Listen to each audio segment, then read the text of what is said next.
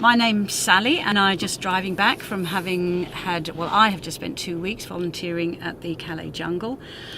And I decided to go a few months ago. I'd been thinking about it for quite a long time because my husband and I drive backwards and forwards through Calais with all our holiday kit and all our nice life stuff.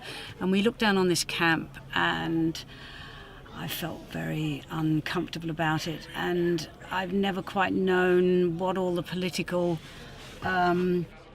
problems are. Every country has its own problem, and I'm still not quite sure why the camp is there and what's going to happen to these people in the end, and I don't know what the political solutions are, but I just felt that there are such a large number of people living in such terrible squalor in a Western country where the rest of us live so well. I just felt a shame, and I felt I should somehow make some small contribution to helping people who were there. And I guess it's a bit selfish too, but I felt I wanted to pay something for the otherwise fantastic life that I have, because I feel I've been so lucky to have been dealt the life that I've got.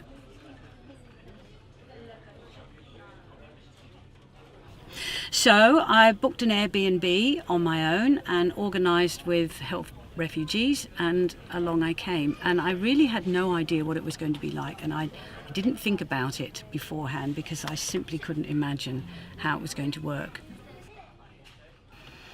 And it's been a strange experience because it's been organised in a disorganised way. There's an enormous warehouse that's outside the camp. I think it was inside the camp. I'm not sure it could function efficiently. A huge camp with a whole section where 1,500 meals a day are cooked and sent out to both Dunkirk and the Calais camp. There's a whole area where donations are taken in and then sent out. And another whole area of kind of organisation and of donated goods. And one way or another, it's quite strange, but it works. There seems to be all sorts of little charities running this show, but it seems to work. And I was saying to a member of my family, it's like just a big machine that one way or another, it churns out these meals, donated stuff comes in, it goes out to the camp, and I don't know how it works, but it does. And there are so many different people there from different demographics, different attitudes to life, different lifestyles, and yet somehow I was really impressed. It worked.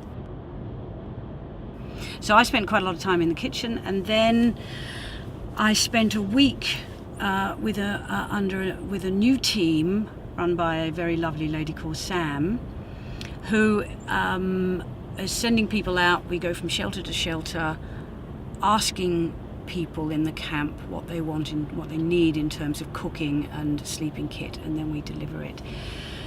The camp's a strange place. It's a cross between a Mumbai slum, a Moroccan mountain village, and the day after Glastonbury's finished, when the weather's been really bad.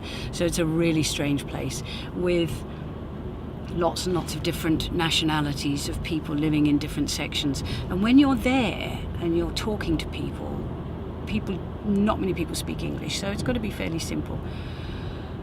It's kind of normalised and you get used to it, and then it's only when you come out of the camp that you want to cry, really. I mean, it's actually quite shocking, the kind of squalor that people are living in and they don't want to be living in.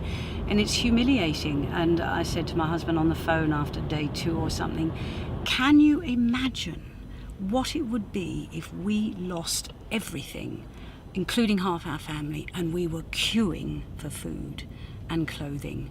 I can't begin to imagine it. And here am I doling out food and clothes to people, and it's kind of normalised.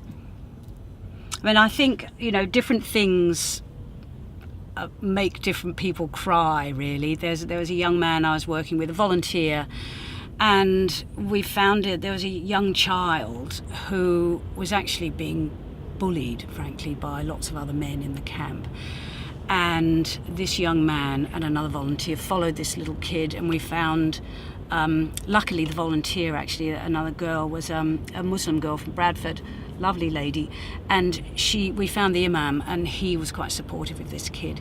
But the young man volunteer was really distressed, and it obviously triggered something for him.